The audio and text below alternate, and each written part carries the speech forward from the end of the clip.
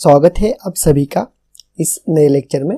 तो इस लेक्चर में हम सेंटेज चार्ज देखेंगे, क्या होता है, कब प्रोवाइड करना पड़ता है और कितना प्रोवाइड करना पड़ता है, ये हम इस लेक्चर में देखेंगे। तो सबसे फर्स्ट पॉइंट हमारा, it is also called departmental charge. तो इस सेंटेज चार्ज को ही हम क्या बोलते हैं, डिपार्टमेंटल चार्ज भी बोलते हैं। When an engineering department execute the work of another department of government or local bodies, a percent amount 10% to 15% of estimated cost is charged for recovery of cost of establishment, planning, designing, supervision, audit charges, etc. These charges are called percentage charge। तो हम क्या करते हैं, या किसी भी कोई भी वर्क अगर हमने किया है, या मान लो इंजीनियरिंग डिपार्टमेंट जो भी होता है, अगर वो अपना खुद का वर्क किसी से एग्जीक्यूट कर रहा है अनदर डिपार्टमेंट, चाहे वो गवर्नमेंट की बॉडी हो या लोकल बॉडीज हो, तो हमें क्या करना पड़ता है, सेंटेज चार्ज उसमें जो भी हम एस्टिमेट प्रिपेयर कर रहे हैं ना, तो उसमें हमें ऐड करना पड़ता है। कितना ऐड करना पड़ता है, 10% to 15%। मीन्स सेंटेज चार्ज मीन्स हमारा खुद का प्रॉफिट हम उसमें ऐड करेंगे। समझ में आ गया? जो भी हम वर्क कर रहे हैं तो उसमें हम अपना खुद का प्रॉफिट जो है 10% to 15% हम एस्टिमेटेड कॉस्ट, जो भी वर्क की, जो भी फॉर एग्जांपल आप बिल्डिंग कंस्ट्रक्शन का भी वर्क ले सकते हो, तो जो भी कॉस्ट निकल कर आई है उसमें हम अपना खुद का प्रॉफिट ऐड करेंगे 10% to 15% ऑफ एस्टिमेटेड कॉस्ट।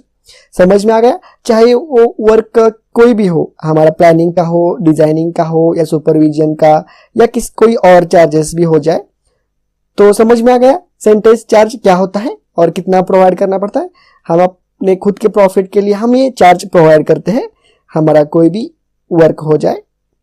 और 10% to 15% हम ये जो सेंटेज चार्ज होता है ये हम प्रोवाइड करते हैं जब हम एस्टिमेट बनाते हैं, या जब हम एस्टिमेट का प्रिपेयर करते हैं तो हम ये चार्ज भी प्रोवाइड करते हैं उसमें। तो यहाँ पर हमारा जो फोर्थ नंबर का जो पॉइंट है वो यहाँ पर कंप्लीट हो जाता है। अब हम नेक्स्ट पॉइंट डिस्कस करेंगे, water supply and sanitary arrangement. तो ये जो चार्ज होता है तो ये किस लिए प्रोवाइड करना पड़ता है, कितना प्रोवाइड करना पड़ता है, ये अब हम डिस्कस करेंगे। While preparing the estimate, a lump sum provision is made in the estimate for water supply and sanitary 8% of the estimated cost। तो समझ में आ गया? जो भी हम यहाँ पर एक एग्जांपल लेते हैं, बिल्डिंग कंस्ट्रक्शन का एक एग्जांपल लेते हैं, तो उस बिल्डिंग में हमें वाटर सप्लाई मीन्स जो भी प्लम्बिंग के जो भी पाइपलाइन होते हैं ना, वाटर सप्लाई मीन्स वाटर को डिस्ट्रीब्यूट करने के लिए। समझ में आ रहा है? जो भी प्लम्बिंग या जो भी पाइप्स हम यूज करते हैं ना वाटर सप्लाई के लिए, या सैनिटरी अरेंजमेंट, जो भी सैनिटरी वर्क हो जाए तो उसके लिए जो भी हम प्लम्बिंग का वर्क करते हैं, तो हम डिटेल में तो हम नहीं निकाल सकते ना कि कितना लेंथ लगेगी, पाइप की कितनी लेंथ लगेगी, कितने नंबर ऑफ एल्बो लगेगी, टे कितने लगेंगे, जो वॉल्स होते हैं वो कितने लगेंगे। सैनिटरी आइटम में फॉर एग्जाम्पल हमारा ट्रैप, पी ट्रैप, गली ट्रैप, वेरियस टाइप होते हैं ट्रैप के, तो वो कितने लगेंगे। तो इस प्रकार से तो हम इतना सब कुछ डिटेल में एस्टिमेट नहीं कर सकते, तो हम क्या करते हैं, लमसम अमाउंट हम प्रोवाइड करते हैं at the time of preparation of estimate. तो वो कितना प्रोवाइड करते हैं हम, 8% ऑफ द एस्टिमेटेड कॉस्ट। समझ में आ गया? Water supply and sanitary arrangement के लिए हम 8% प्रोवाइड करते हैं एस्टिमेटेड कॉस्ट की। तो ये हो चुका 5th पॉइंट, यहाँ पर कंप्लीट हो जाता है। अब हम 6th पॉइंट देखेंगे, इलेक्ट्रिफिकेशन। ये इलेक्ट्रिफिकेशन चार्ज होता है। जो भी इलेक्ट्रिफिकेशन मीन्स जो भी इलेक्ट्रिक वर्क होता है हमारे बिल्डिंग में, फॉर एग्जांपल हम कितने नंबर ऑफ बल्ब्स कितने लगेंगे, वायर की लेंथ कितनी हो जाएगी, किस टाइप की वायरिंग करनी है, कंसोल करनी है या ओपन वायरिंग करनी है, तो बहुत सारे टाइप होते हैं, स्विच कितने लगेंगे, फ्यूज कितने लगेंगे। तो हम इस प्रकार से हम डिटेल में एस्टिमेट नहीं करते।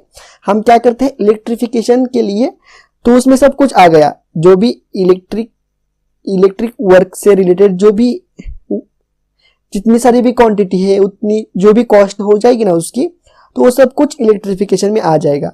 For electrification of buildings provision of 8% of estimated cost is made. तो हम इलेक्ट्रिफिकेशन के लिए भी जनरली 8% हम प्रोवाइड करते हैं। ये जो परसेंटेज जो भी दिए हैं ना, ये ऐसा नहीं है कि 8% दिया है मतलब हम 8% ही लेंगे। ये according to type of work ये वेरी हो सकते हैं, कभी कभी यहाँ पर 9 भी हो जाते हैं, कभी 10 भी लेते हैं। ऐसा नहीं है कि यहाँ पर 8 दिया है या मैंने 8 कहा है इसलिए आप भी 8 ही यूज करना पड़ता है, ऐसा कुछ नहीं होता। ये depends upon the type of work होता है। फिर भी जो भी PWD का या हमें जो भी गाइडेंस दिया होता है तो उसमें जनरली हम 8% ही लेते हैं। इलेक्ट्रिफिकेशन का जो भी चार्जेस होता है वो हम 8% ही लेते हैं मैक्सिमम केसेस में, क्योंकि अगर हमने डिटेल में भी एस्टिमेट निकाला तो वो भी अप्रोक्सीमेटली 7 to 8% में ही आता है एस्टिमेटेड कॉस्ट के। तो समझ में आ गया। तो इस लेक्चर में हमने सेंटेंस चार्ज देखा, उसके बाद water supply and sanitary arrangement देखी, उसके बाद इलेक्ट्रिफिकेशन के लिए कितना चार्ज होता है ये भी देख लिया। तो इस लेक्चर में बस इतना ही। यहाँ पर हमारा 3.6 जो है वो कंप्लीट हो जाता है। फिर से एक बार देख लेते हैं हम 3.6 को। तो जो भी आपको जितना भी सिलेबस था ना वो सब कुछ मैंने कवर किया है। कंटिजेंसीज कवर की, उसके बाद वर्क चार्ज एस्टेब्लिशमेंट भी कवर किया, उसके बाद सेंटेंस चार्ज क्या होता है, किस लिए प्रोवाइड करना पड़ता है, उसके बाद water supply and sanitary charges भी हमने पूरा का पूरा कवर किया, और उसके बाद इलेक्ट्रिफिकेशन चार्ज भी हमने देख लिया। तो इस प्रकार से इस लेक्चर में 3.6 हमारा पूरा का पूरा कंप्लीट हो जाता है। अगर ये लेक्चर आपको अच्छा लगा तो प्लीज़ वीडियो को लाइक करो, चैनल को सब्सक्राइब करो और कमेंट करके मुझे भी बताना कि ये लेक्चर अगर आपको हेल्पफुल रहा होगा या कुछ समझ में आ चुका होगा। अगर इस लेक्चर के रिलेटेड कोई भी आपकी समस्या होगी तो भी आप मुझे कमेंट करके बता सकते हो। तो चलो मिलते हैं नेक्स्ट लेक्चर में। नेक्स्ट लेक्चर में हम 3.7 स्टार्ट करेंगे।